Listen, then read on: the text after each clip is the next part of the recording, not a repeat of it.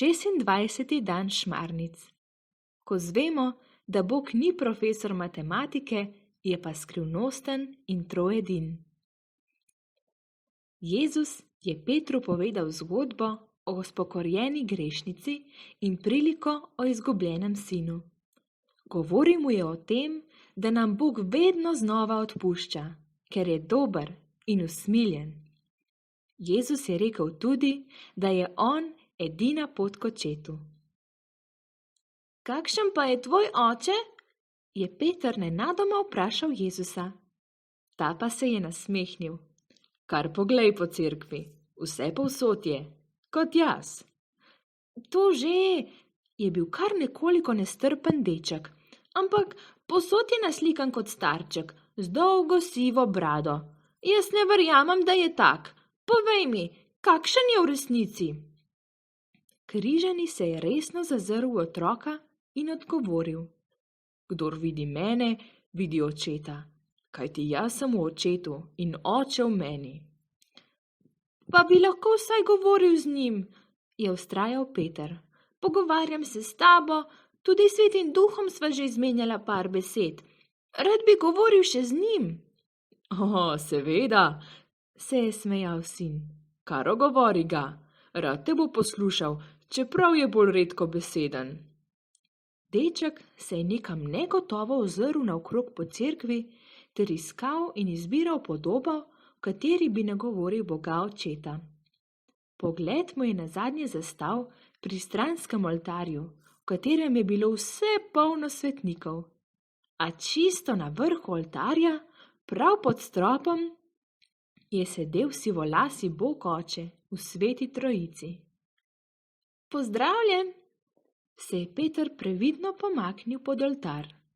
Podoba se je zganila, da sta starčku strepetala košata siva brada in zlati trikotnik, ki mu je krasil glavo. Povej, otrok moj, kaj želiš? Deček se je zahihital. Ja, kakšen pa si? S tem trikotnikom si kot kakšen upokojen profesor matematike. Ja, kaj naj? Tole so mi dali na mesto svetniškega sija. Se je še Bog pridružil smehu. Saj sem verjetno res videti kot kakšen zmeden profesor matematike. Ampak, a veš, otrok moj, božja geometrija ni prav nič zmedena, čeprav se je ne da ne do konca razložiti in ne razumeti. 3 stranice tega trikotnika pač predstavljajo 3 božje osebe. Enega Boga v 3 osebah, troedinega. Bog je za hip umolknil, kot bi iskal pravih besed. A to so le predstave, podobe. Je nato odmahnil z roko, kot bi se počutil nekoliko utesnjeno, nelagodno ujet v človeške oblike in napise. S tem naj se ukvarjajo učenjaki, modri in razumni. Malih, mene in otrok, malce skrivnosti prav nič ne moti. Za hip se je zazdelo, da je Bog žalosten. Pa je Bog sploh lahko žalosten, je pomislil Peter. A še preden si je odgovoril, je ta nadaljeval. Kdor želi vse izmeriti, me bo morda našel, saj se pustim najti vsakemu, ki me išče. Vendar me ne bo nikoli vzljubil, kajti moja ljubezen je neizmerljiva. In kdor želi vse stehtati, me bo morda odkril, saj se odprem vsakemu, ki trka. Vendar me ne bo nikoli spoznal, kajti ne dam se spoznati očesu in ušesom, le srcu, ki ljubi, a srce, ki tehta, ni zmožno ljubezni. Kdor želi vse razložiti, me bo morda začutil, saj dam vsakemu, ki prosi. Vendar ne bo nikoli zares verjel vame, kajti vera ni v besedah, temveč v dejanjih, v ljubezni. Vera je ljubezen in ljubezen Bog, troedini. Nasmehnil se je in šepnil. Kjerkoli vidiš ljubezen, tam vidiš sveto trojico. In že je sivolasi starček nepremično zrl predse, kot kip.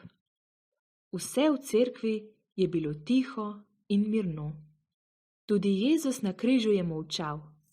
Svojo strnjeno kronano glavo je spustil na prsi in se ni ganil. Peter, ki je želel Boga še toliko vprašati, je sedel v klop in premišljeval o vsem, kar je slišal. Ni mu šlo v glavo. Že zadnjič, ko je očka Luciji razlagal, da sta dva eno telo. In zdaj, da so tri osebe, en sam Bog? Pa že zadnjič sveti Pavel, ki je rekel, da smo vsi eno telo. Matematika je Petru že v šoli šla na živce. Kaj šele v cerkvi?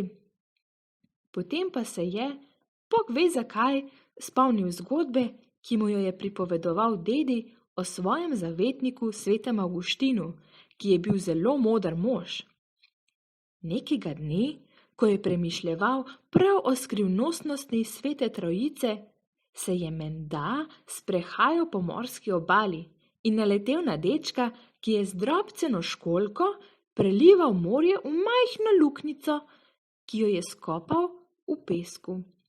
Vprašal ga je, kaj počne, pa mu je odvrnil, da želi preliti morje v to luknjico. To je nemogoče, je vzkliknil Avguštin. Deček pa je rekel, prav tako nemogoče je, da bi kdo do konca razumel sveto Trojico.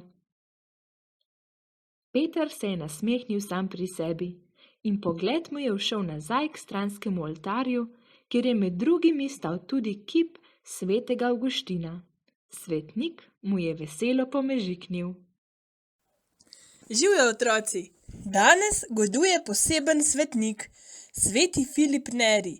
Rodil se je pred več kot 500 leti in sicer v eni od naših sosednjih držav, v Italiji.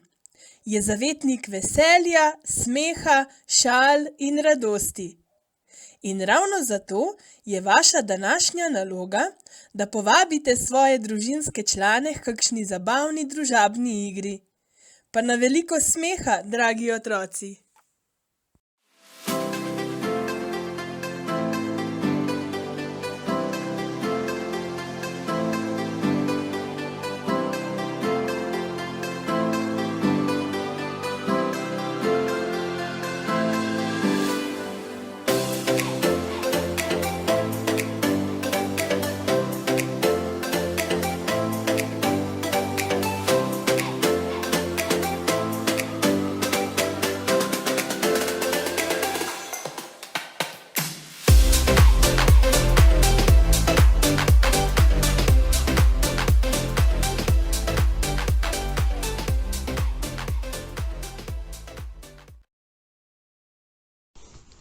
Dragi otroci, skupaj molimo še sklepno molitev.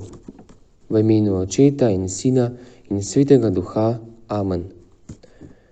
Dobri Jezus, kdor ima rad svoje prijatelje, brate, sestre in starše, ima rad tudi tebe, saj ti živiš v vsakemu izmed nas. Prosim te, da bi imel rad tudi tiste, ki mi gredo na živce, tiste, s katerimi se ne razumem, pa tudi tiste, ki me ne marajo. Hvala ti, Jezus, tudi za te ljudi. O Jezus, blagoslovi me, odpusti grehe moje, po svoji ljubi materi me sprejmi v srce svoje. Naj v tvojem svetem varstvu spim, v ljubezni tvoji se zbudim in v zadnji uri milost daj, da pridem k tebi v sveti raj.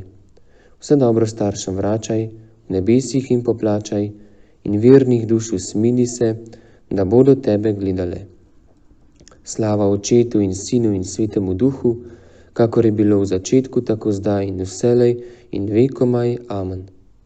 V imenu Očeta in Sina in Svetega Duha. Amen. Lahko noč.